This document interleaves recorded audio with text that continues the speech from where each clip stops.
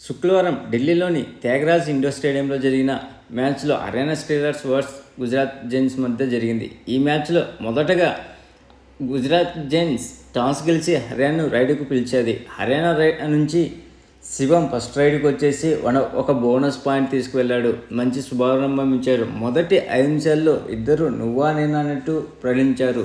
తర్వాత గుజరాత్ అద్భుతమైన డిఫెన్స్తో మంచి పర్ఫార్మెన్స్తో ఫజిల్ అత్రాస్ అలీ మొదటి 10 నిమిషాల్లోనే హైఫై సాధించాడు. ఈ మ్యాచ్లో చాలా ఆసక్తిగా సాగుతుంది. వన్ సైడ్గా సాగేది ఫస్ట్ హాఫ్.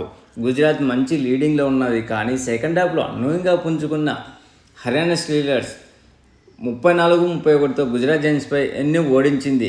ఈ మ్యాచ్లో మోహిత్ నందల్ ఒక్కొక్కటిగా 4 పాయింట్లు మరియు 14 టాకిల్ పాయింట్లు సాధించి డిఫెన్స్లో హర్యానా స్టీలర్స్ చాలా అద్భుతం చేసింది. ఈ విజయంతో హర్యానా స్టీలర్స్ ఏకంగా 4వ స్థానానికి ఎగబాకింది పాయింట్ పట్టికలో. ఫజిల్ అత్రాస్ అలీ 7 టాకిల్ పాయింట్ చేసిన మ్యాచ్ని గెలిపించలేకపోయాడు.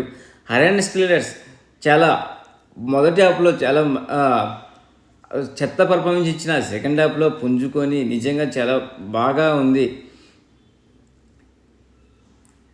గత వారం రోజులుగా సూపర్ జైంట్స్ నుంచి ఆశించిన పర్ఫార్మెన్స్ ఇవ్వలేదు. కానీ ఈ మ్యాచ్లో ఫజిల్ అత్రాస్ అలీ నుంచి వచ్చిన రెట్టింపు ఉత్సాహంతో తన పాత డిపెండెన్స్ రూపంలో కనపడ్డాడు. అంత బాగా పర్ఫార్మించాడు ఈ రోజులో. తిను వెంటనే హర్యానాను ఆల్అౌట్ చేసి 8 నిమిషాలు మిగిలిగా ఉండగానే 15-7లో ఆధిక్యంలోకి వెళ్ళింది గుజరాత్.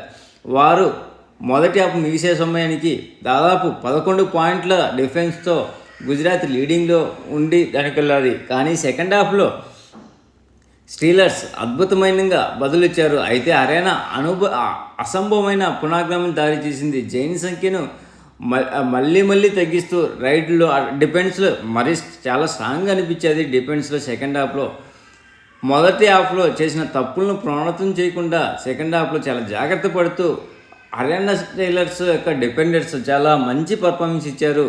అలాగే వాళ్ళు ఎదుర్కొన్న టాకిల్స్ స్టీలర్స్ గ్యాప్ను 24-19 తగ్గించడానికి మొదటి ఆల్అౌట్ చేసింది గుజరాత్ను. తర్వాత హర్యానా స్టీలర్స్ సేమ్ ఆత్మవిశ్వాసంతో లాస్ట్ త్రైమాక్స్ జైన్స్లో చాలా తక్కువగా ఆల్అౌట్ సమీపం తీసుకెళ్ళింది మరియు 2 నిమిషాల వ్యవధిలోనే 2వ ఆల్అౌట్ కూడా సాధించింది. ప్రారంభ నిమిషాల తర్వాత మొదటిసారి ఆధిక్యం వచ్చింది. ఈసారి విజయం సాధించడం కోసం వాళ్ళు మంచి పర్ఫార్మెన్స్ ఇచ్చారు. టాప్ పర్ఫార్మెన్సర్గా మొదటగా మనం మాట్లాడుకుంటే గుజరాత్ జైన్స్ నుంచి పార్థిక్ దహియా 6 రైడ్ పాయింట్ చేయగా ఫజిల్ అత్రాస్ అలీ 7 టాకిల్ పాయింట్ చేశాడు. ఉత్తమ రైడర్గా వినయ్ 9 రైడ్ పాయింట్లు చేయగా మోహిత్ 4 టాకిల్ పాయింట్ చేశాడు. ఇండివిజువల్ పర్ఫార్మెన్స్ చూస్తే మొదట గుజరాత్ చూస్తే పార్థిక్ దహియా 7 రైడ్ పాయింట్ సాధించాడు. అందులో 4 టచ్ రూపంలో రాగా 2 బోనస్ రూపంలో 1 టాకిల్ రూపంలో వచ్చింది. ఈ మ్యాచ్లో 20 రైడ్లు చేస్తే 5 మాత్రమే సక్సెస్ అయ్యాయి. 6 సార్లు అవుట్ అయ్యాడు. 9 ఎంపీ రైడ్లు చేశాడు Prateek Dahiya. Deepak Singh 5 tackle point చేసి I5 సాధించాడు. బాలాజీ డి 1 టాకిల్ పాయింట్ చేశాడు. సోను 3 పాయింట్ చేశాడు. అందులో 1 టచ్ రూపంలో 1 బోనస్ రూపంలో 1 టాకిల్ రూపంలో వచ్చింది. సోంబీర్ 3 టాకిల్ పాయింట్ సాధించాడు. అందులో 1 సూపర్ టాకిల్ ఉంది. ఫజిల్ అత్రాస్ అలీ 7 టాకిల్ పాయింట్ సాధించాడు. I5 సాధించాడు. అండ్ దీంట్లో 1 సూపర్ టాకిల్ కూడా ఉంది. ఫస్ట్ 10 మినిట్స్లోనే I5 సాధించడం నిజంగా చాలా అద్భుతం అనిపించింది. రాకేష్ 1 రైడ్ పాయింట్ సాధించాడు. అది బోనస్ రూపంలో వచ్చింది. ఇక హర్యానా స్టీలర్స్ నుంచి సిద్ధార్థ్ దేశాయ్ కేవలం 1 రైడ్ పాయింట్ మాత్రమే సాధించాడు. అది బోనస్ రూపంలో వచ్చింది. ఈరోజు బిగ్ డిజాస్టర్ అని చెప్పొచ్చు సిద్ధార్థ్ దేశాయ్. ఎందుకంటే తిను టోటల్ పర్ఫార్మెన్స్లో 4 సార్లు అవుట్ అయ్యేసి బయట ఉన్నాడు. మోహిత్ నందల్ 4 టాకిల్ పాయింట్ సాధించాడు. జైదీప్ దహియా 3 టాకిల్ పాయింట్ చేసి ఈ సీజన్లో 50 టాకిల్ పాయింట్లు కంప్లీట్ చేశాడు. వినయ్ మంచి పర్ఫార్మెన్స్ ఇచ్చాడు. హర్యానాకు టోటల్ 9 రైడ్ పాయింట్ సాధిస్తే అందులో 7 టచ్ పాయింట్లు 2 బోనస్ పాయింట్లు వచ్చేవి. ఈ మ్యాచ్లో వినయ్ టోటల్ 21 రైడ్ చేస్తే 8 రైడ్లు సక్సెస్ అయ్యి 5 రైడ్లు అన్సక్సెస్ అయ్యి 8 ఎంపీ రైడ్లు చేశాడు. శివం పత్రాలే 3 రైడ్ పాయింట్ సాధించాడు. అందులో 2 టచ్ రూపంలో 1 బోనస్ రూపంలో వచ్చింది. ఈరోజు మ్యాచ్ కూడా శివం పత్రాలనే స్టార్ట్ చేసింది. తర్వాత రాహుల్ షెత్పాల్ 3 టాకిల్ పాయింట్స్ చేశాడు. మోహిత్ 4 ట్యాకిల్ పాయింట్ చేసి 100% స్ట్రైక్ రేట్ నమోదు చేశాడు. ఇతను అటెంప్ట్ చేసిన 4 ట్యాకిల్స్ 4 కూడా సక్సెస్ కావడం విశేషం. గణేశం మంగర్ 1 టచ్ పాయింట్ సాధించాడు. ప్రణంజన్ 1 రైట్ పాయింట్ సాధించాడు, అది బోనస్ రూపంలో వచ్చింది. ఈ విజయంతో ఏ టీంలు ఏ పొజిషన్లో ఉన్నాయో ఒకసారి మనం చూద్దాం. మొదటగా చూస్తే జైపూర్ పింక్ ప్యాంథర్స్ మొదటి ప్లేస్లో ఉంది. 17 మ్యాచ్లకు గాను 71 పాయింట్లతో అగ్రస్థానంలో ఉండగా పుణేరి పల్టన్ 16 మ్యాచ్లకు గాను 68 పాయింట్లతో సెకండ్ ప్లేస్లో ఉంది. దబాంగ్ ఢిల్లీ 17 మ్యాచ్లకు గాను 60 పాయింట్లతో థర్డ్ ప్లేస్లో ఉంది. హర్యానా స్టీలర్స్ 17 మ్యాచ్లకు గాను 10 గెలిచి 6 ఓడిపోయి 1 టైతో 55 పాయింట్లతో ఫోర్త్ ప్లేస్లో ఉంది. ఈ విజయంతో ఫోర్త్ ప్లేస్కి ముందుకు దూసుకొచ్చింది.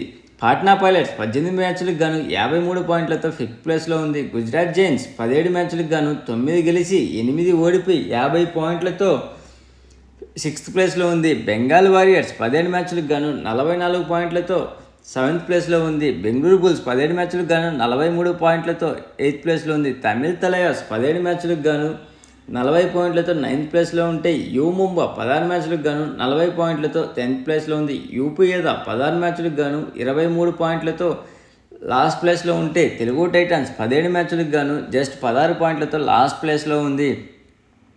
అంతేకాకుండా ఇప్పటి వరకు టాప్ 3లో ఉన్నటువంటి రైడర్లు డిపెండెన్సీల గురించి కూడా తెలుసుకుందాం. మొదటగా రైడింగ్ డిపార్ట్మెంట్లో చూస్తే జైపూర్ పింక్ ప్యాంథర్స్ నుంచి అర్జున్ దేశ్వాల్ 193 రైడ్ పాయింట్లతో అగ్రస్థానంలో ఉండగా ఎస్వి మాలిక్ ఢిల్లీ నుంచి 189 పాయింట్లతో సెకండ్ ప్లేస్లో ఉన్నాడు. మనీందర్ సింగ్ 158 పాయింట్లతో థర్డ్ ప్లేస్లో ఉంటే ట్యాకిల్ డిపార్ట్మెంట్లో పుణేరి టీం నుంచి మహమ్మద్ రిజా చియాని 65 ట్యాకిల్ పాయింట్లతో అగ్రస్థానంలో ఉండగా తమిళ్ తలయాస్ కెప్టెన్ అయినటువంటి సాగర్ 63 ట్యాకిల్ పాయింట్లతో సెకండ్ ప్లేస్ ఉన్నాడు. జైపూర్ పింక్ ప్యాంథర్స్ నుంచి అంకుష్ 60 ట్యాకిల్ పాయింట్లతో థర్డ్ ప్లేస్లో ఉన్నాడు. ఈరోజు మ్యాచ్లో ఈరోజు 2 మ్యాచ్లు జరగబోతున్నాయి. అవి ఒకటి